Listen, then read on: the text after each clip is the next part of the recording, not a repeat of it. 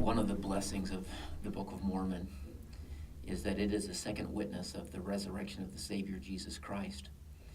And we get to read about that this week as we read through 3 Nephi chapter 11. What an incredible, incredible experience they had in the Book of Mormon. But I wanted to briefly set up the 3 Nephi experience by quickly going through the evidences that Christ did resurrect. It all hinges on whether Christ resurrected. How many appearances of the resurrected Christ can you name?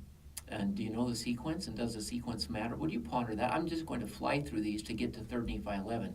First, he comes to Mary Magdalene. Next, he comes to a group of women who see him just moments later. Then he appears to Peter and affirms his love of him and establishes him as the new president of the Church of Jesus Christ of New Testament day saints.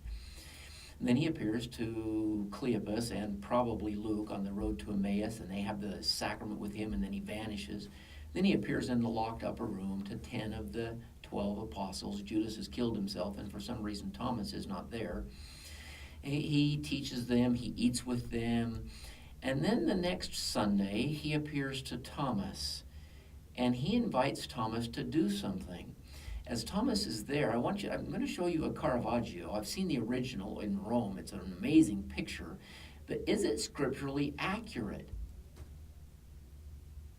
Usually when I show this in a class of live students, I hear this out, ooh, because not a lot of people have seen this picture. And Thomas actually has his finger inside the body cavity of Christ. And so the question is this accurate? Now, first of all, the wound probably would have been on the other side, so don't worry about that. And here's the phrasing. Thomas, reach hither thy finger and behold my hands. No, the picture's not accurate. The finger should have gone in his hand. Take thy hand and thrust it into my side. Now, before you think Brother Walquist is all strange and gross, and we probably already know those things already, I want to tell you I actually believe the scriptures. And the Book of Mormon is a second witness of that. When Christ came to America in 3 Nephi, he invites them to come forward and take their hand and thrust it into his side.